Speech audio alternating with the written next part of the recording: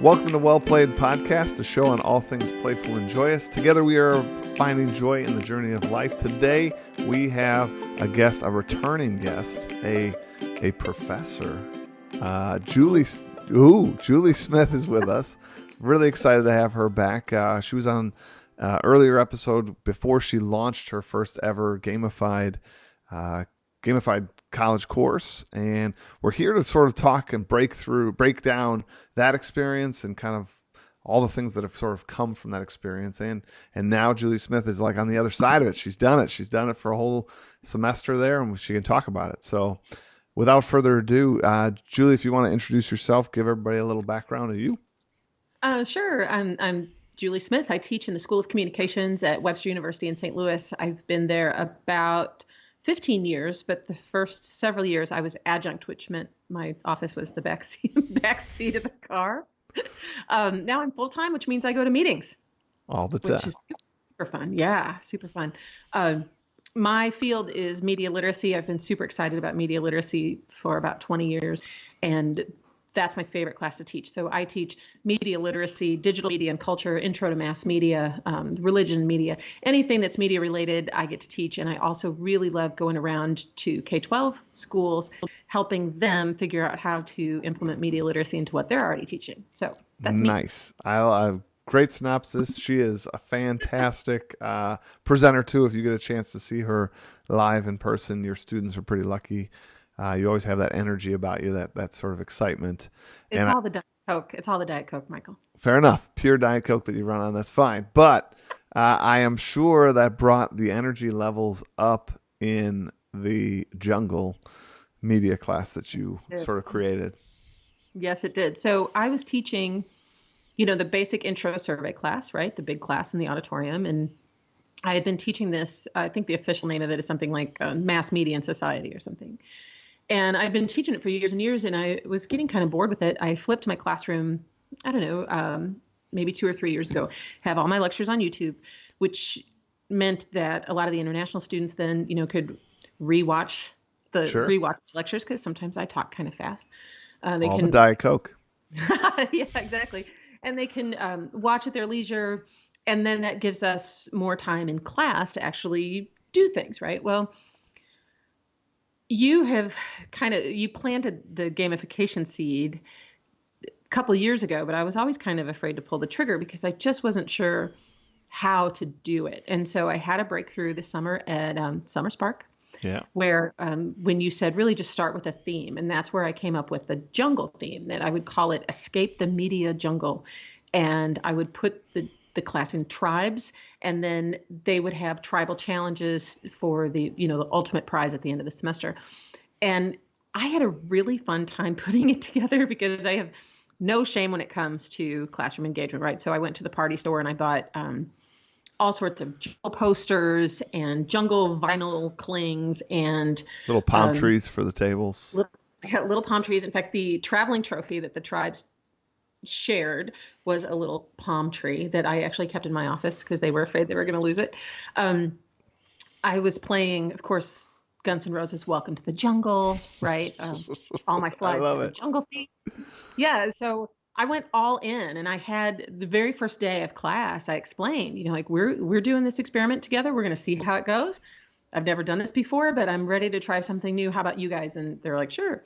So it was a noon class, so they were all kind of awake, right? It might be different this coming semester. My class is at 8:30, so we'll see if that makes a difference. But I was a little worried about the buy-in, and they went all in. So that first day, we just drew numbers out of a hat. And I wasn't sure if there was a better way to divide them into tribes. It was the only way I could think of, and we had to do it on the first day, right? So they split into 6 tribes, and that first day, their job was to name their tribe, come up with a tribe motto, and a secret handshake, which they did. And then we just started with the challenges. And it wasn't, I was calling them tribal challenges, but what they were just the same classroom activities we were always doing in previous semesters. Yep. But we just made it competitive. And I got to tell you, Michael, there was smack talking. Like there were tribes who would smack talk each other. Uh, one tribe had a theme song that they played every time they came in the room. Um, it was amazing to sit back and watch them take this on. And a lot of it's anecdotal. You know, there's one student who came up afterwards and said, well, I wish this was a Monday, Wednesday, Friday class, because it's just, I only teach on Mondays and Wednesdays. So that's high praise. You know, when a college student says, I wish we met. We had class more often. Yes. Like I would have never said that when I was in school. Some of the things that you've sort of said already that I just want to like highlight is, one, I love that, you know, you said going in, you were worried about their buy-in. And I mean, I get that time and time again from when I go present. People will say like, well, that would work for you in middle school. And I try to tell them like, no, I have helped like AP biology teachers do it. I've helped college professors do it. I've helped kindergarten classes do it. Like it's not a like it works because you're middle school. It works because it's humanistic. It's playing to a lot of our emotions and passions and excitement and engagement. I ended up stop taking attendance about 2/3 of the way into the semester because I didn't have to. They all showed up, and they didn't show up necessarily because they loved the content. They showed up out of loyalty to their tribe. Well, I was going to say, that's the next thing I want to say. Like, I love these sort of stories of, you know, like smack talking, like, yes, that might not be totally appropriate for younger grades, but you teach college kids. But the fact of the matter, you talk about buy-in. You have college kids that care about a team and a class, right? We're not talking about their basketball team. We're not talking about their football team. We're talking about their media jungle team. Their tribe. And they were well, it was very interesting because, of course, these tribes were random. So you ended up with students who would have never, ever sat by each other otherwise, right? So there was an interesting mix. Now, there was one student who told me at the end of class, because, of course, I did a special survey, not just the regular course evaluation, but I did a special survey just about the gamification because I wanted honest feedback on what they thought of it. Sure. And one of the students said that the only thing they did not like was that they didn't get to know anyone in class besides their tribe. Wow. And I thought, okay, well, then maybe this semester at spring break, we mix the tribes, you know, like maybe we stir it up a little bit. So a lot of the quote unquote tribal challenges, like I said, were just classroom activities that we'd done in the past.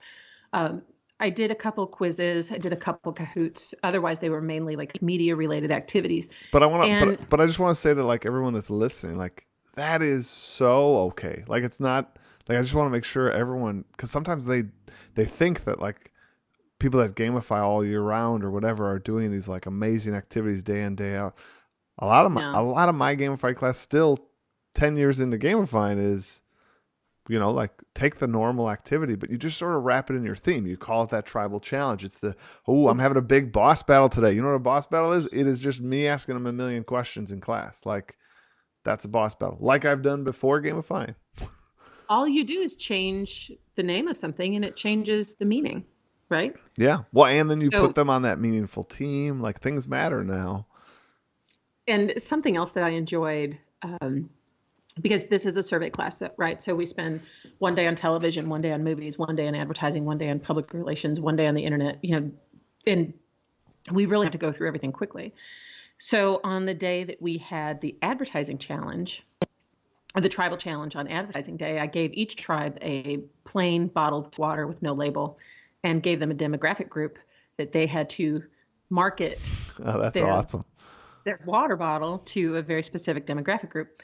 And I had one of the advertising professors come and serve as a celebrity judge. And then on Public Relations Day, we talked about crisis PR, and each tribe had a crisis situation that they had to deal with from a PR perspective. And one of the PR professors came and served as a celebrity judge. And so that was fun. I think that just added kind of an extra layer. That's awesome. To have a professor come and a professor who didn't know the kids in the class, who was really objective about judging. And, you know, we made a big deal about the celebrity judge taking over the traveling trophy, which is the palm tree, to the tribe. And, you know, there's a lot of rejoicing. one thing I really enjoyed about quiz is that, if I'm sure you're familiar with it, but it's Hmm. the lead can change 4 or 5 times at the very, very end Yeah. because everyone's working at their own pace. There was screaming. There was screaming and gasping as the leads changed back and forth. And I thought, my God, these are 20-year-olds excited about A television quiz history. Like and it a just, and a quiz. I mean, ultimately, it is a quiz. yeah, exactly, exactly. So this particular class, I only give 4 exams through the semester, and I changed them. I called them quests. And so it was kind of funny on the first, because I'm using the exact same content and the exact same exams as I had in previous semesters, right? So I just print up exam one, right, and print up 60 more copies and give it. Well, one of the students had actually crossed out at the top where it said exam one, had crossed it out and put quest one. I love I'm it. like, oh, you're right. I'm sorry. Like, my bad. I should have changed it. But they were on top of it more than I was. In fact, and you might want to show this photo later, but I got a text from a student who had a question about something, but he introduced himself in the text. This is Drew from Jungle Class. And he didn't say, this is Drew from Mass Media and Society. Or he didn't say, this is Drew from your Monday, Wednesday noon class. It was Drew from the jungle. That's And right. that They're in it. They're in the jungle. they were in it. They were in it. So I had kind of the running total outside my office. I had the two big palm tree posters, and then each tribe had a crest. And then as they won the tribal challenges, then they would get a special badge on the crest. So usually after an exam, whichever tribe got the highest score average on a quest, um, I would take a picture of the badge and send it out via Remind, just saying, which tribe do you think won this badge? And I would get these responses. Well, it better not be so and so. Hope it's not so and so. Hope it's us. Like there was smack talk going on in the Remind chat. Well, And and I the, thought, and the fact that like literally you're getting college students because they didn't have to write back at all. This wasn't like a coursework. It no. wasn't. It wasn't like comment on my forum post. It you're sending something out, and there could have just been one or two students that said something instead. Like again, on their free time outside, they're like, "Ooh, something's happening in the Right, jungle. Let me right, talk right. my smack in there. Oh, somebody, I gotta say something. I want to say something. I want to get in." So uh, so anyway, I have all this outside my office, right? And a couple of the professors would come by and just kind of stand there and look like, what is this? And then I would explain. And my department head actually said, there is learning going on, right? Right. And I said, yes, yes. And so because the norm at the university is to stand and lecture, Yep. anything beyond that is scary and weird. And I think, and in fact, I even offered to do a little talk for our department to the dean. And he's like, oh, yeah, have a brown bag lunch. Well, nobody goes to those. Like, I think that if he really understood what was happening, he'd be more interested in everyone else learning about it. Sure. So in the survey that I handed out at the end of the semester, it was one of those, and I know they have a special name, but I don't know what they are. It's like strongly agree, strongly disagree. And several of them wrote comments. I know this is one class I never missed. Mm-hmm. There was one student who thought the whole thing was silly. And I probably could have guessed which one that was just by his Mm-hmm. demeanor in the class and stuff. But one, I can live with that. Well, like I I've said it before on the show, and I'll keep saying it till I'm blue in the face. Like that's going to happen no matter what pedagogy you choose to employ. right, And right. I really want to sort of question, like when do we question the traditional? Like when do we hold that up against the light? Like, because sometimes I've talked to some people like you, and they're like, I got in trouble because not everyone liked it because I had the one survey. And you're like, wait a minute. If we like survey the standard course, like I mean, data on top of data on top of data shows like 25, 30% disengage, 40% disengage. Like one? And One? you know what's interesting too, Michael, is that you use the word standard. I'm using the exact same video lectures, the exact same material, the exact same exams as last semester. And So class the activities. I mean, like for the most part, your and tribal class challenges activities, were just rethemed. I just, I've just called them something else. So the content, the class itself is identical to what it was last semester. It's just packaged differently now. Yep. And that's what I am struggling with trying to explain to my colleagues. It's not a cop out. It's not a dumbing down. It's the exact same material. So today, just for fun, I got on Canvas and I downloaded all the exam grades from spring semester 2018 and fall semester 2018. It's the exact same class, exact same material, exact same exams. Just one gamified, And one not. right. And for exam one, the gamified class, the class average was 8 points higher. Exam two, 14 points higher. Exam three, 9 points higher. Exam four, 8 points higher. So the average grades for the semester were 10 points. The average was 10 points higher this fall semester than it was last spring. That's a Exact same. that's a full Now, letter grade. I mean, if you're using that's a traditional. full letter grade. Right. So now there are some variables. Last semester I was teaching at 8:30 in the morning. This semester it was noon, right? So there could be that. I'm in a different building, so the physical space is different. I don't know what role, if any, that might play. It might just be a different group of students who are more motivated and more into it. So that there are a lot of variables, but 10 points. 10 points. That's unbelievable. Yeah. And Yeah. there's So I'm curious now because I'm teaching the same class. I start again on January 14th. I'm curious to see if those numbers stay up, and we shall see. I'll say in my experience, because I did that as well the first time, like the first 2 years ish, I tried to like keep my exam scores and keep my tests the same. I teach world history, so like nothing changes in world history. Right. So and well, I saw very similar to you. It continued to stay higher than the average was before.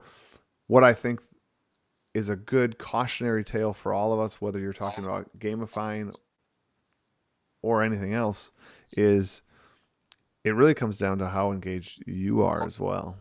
Because when you come and you're excited, I think that really lights kind of the excitement in the students, and it gives them permission to to be part of the jungle, right? Like if you're kind of up Right. there loving it, then they're like, all right, it's not totally nerdy, it's not totally wrong to do this, and they'll do it. Well, at least when I'm in the room, they know that they will never be the nerdiest person there. It will always it will always be me, and that gives them some freedom. They can be goofy and excited about their team and do tribal chants.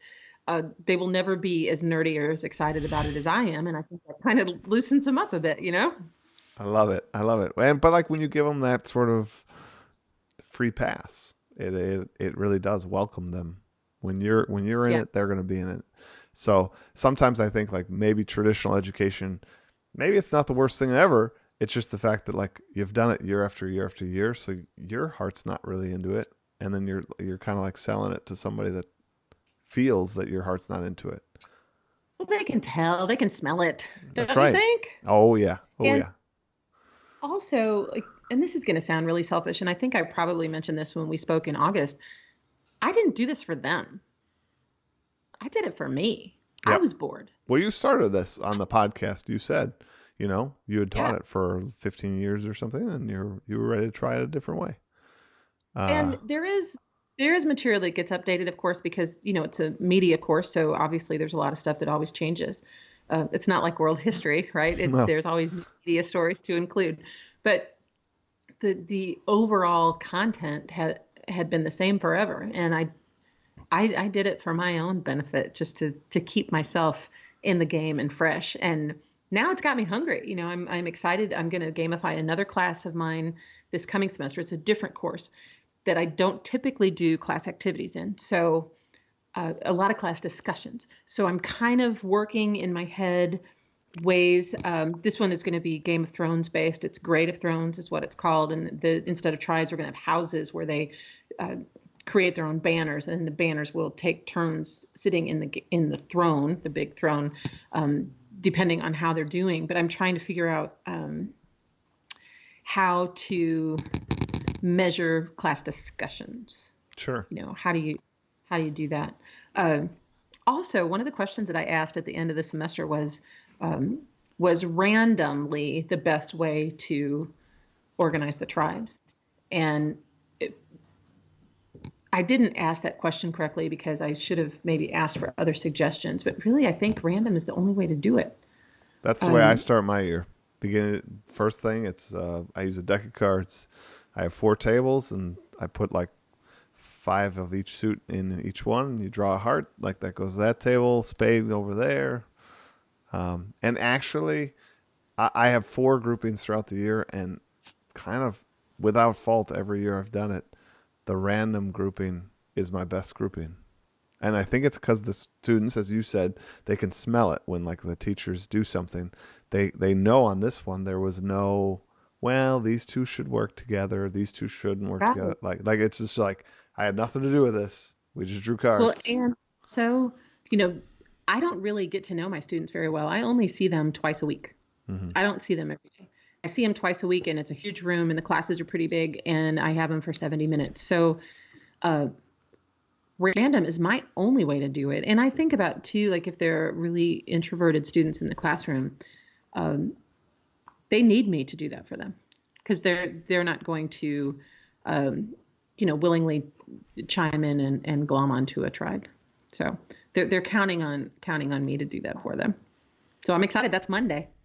Monday, we will be divided into houses and tribes, and it all starts again. So I'm excited. So I'm pumped that your new class, your new theme, actually follows the same.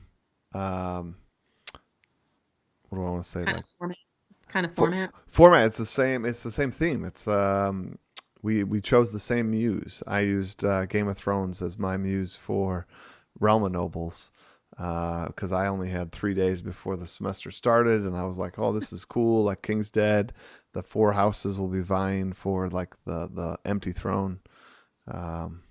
It worked for me, so I hope it works really well for you. It's a fun theme to play around in. There's lots of things you can do.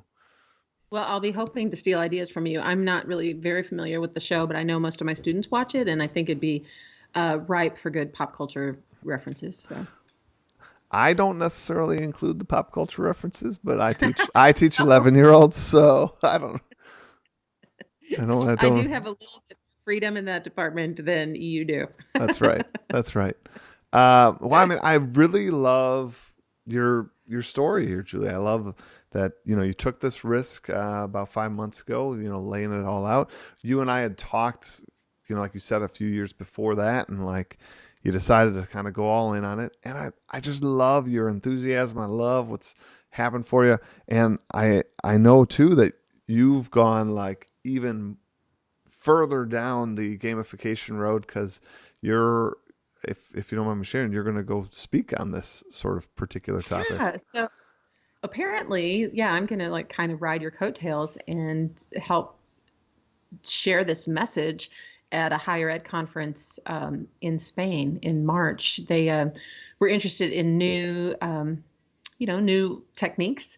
And I wrote an abstract about how, the basic research about gamification and how I was using it. And they accepted it. So it looks like I'll be That's so going awesome. there. There's going to be professors from 80 countries. So hopefully somebody will come to my session so I can sell them on the idea. And really, there's nothing to lose. I think that's what I was so worried about. Like, what's the worst that could happen? I go back to the class I was teaching before, which wasn't bad. Sure. It's just so much fun for me now to see them running into class. Wow. They run in. It's so bizarre. What's be very interesting, I think, Michael, is to compare this past fall semester jungle experience with the upcoming spring semester because it is at 8:30 in the morning and it's a smaller class. So we'll see what the chemistry is like there. And as you know, every class has a different chemistry. That's true. I think maybe we really got lucky this semester. That's possible too. Well, I think that your students got lucky having you bring this new experience to them. They did. They did. So, well, we are at the time where we need to have a little reflection time. You ready for your quote? Okay. Here we go. This one's by Richard Wilkins. It is, miracles start to happen when you give as much energy to your dreams as you do your fears. Ooh, that's a good one. Hey, thanks. That's a good. I just found it. I didn't write it. Well, and you know what? It kind of speaks to what we were just talking about. Like, what are we afraid of trying new things in the classroom? Like, I have no shame, and I realize that I'm lucky in the higher ed environment. You know, we don't get observed. Nobody really knows or cares what we do. We just kind of winging it. So I can afford to not be scared, which is really nice. And you know, what do you have to lose? And the kids are forgetting. I think that really they were just excited to see somebody trying anything different other than the lecture. No. So I applied energy to my my jungle, and I was rewarded 100 times over. Yeah, I mean, I think that's the note I'd want to go out on, right? It's kind of Field of Dreams-esque, you know, but if you give yourself that energy and that time to create the thing that you're dreaming about, as opposed to all the energy we waste on our fears, by and large, you'll be able to create something amazing, and then there will just be this like positive cycle, right? And then you'll want to go on and write an abstract, and then boom, you end up in Spain.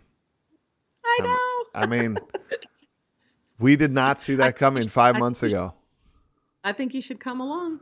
Oh yeah, that would be nice. That'd be real nice. Yeah. So I just think it's great. I hope that people out there listen to sort of that quote and think about it themselves. Like, we put so much energy in our fears, and like if we just embrace kind of those dreams and put energy towards that, those things can happen, and those that can happen for our students, that can happen for our classrooms. And as you said, and that enthusiasm is contagious. It's contagious. It so is. And I also was going to say, like you said, we, as teachers, we then all of a sudden get more excited, more enthusiastic. And that really just changes the whole class atmosphere. I love it. Yeah. Well, we're very lucky to have the jobs we do. We are. I'm very fortunate every day. I think about that. So thank you, Julie, again for joining us and sort of filling us in on where you're at and where you're headed. I feel like all this means is we're going to have another episode, I think, once you have Grade of Thrones done. Yeah, halfway through next semester to see how things are going. But I can't give you enough credit, Michael, for just planting the seeds a couple of years ago and having them percolate for a while, and really all of your support and ideas as I attempted to do this. I really, really, really appreciate it. I couldn't have done it without your help. Thank you. No problem. I'm glad you took the step. I love it. Everyone else, thank you so much for joining us. It's truly an honor having you every week on the Well Played podcast, being part of it, and I just love it. So stay tuned till next week, and we'll see you then.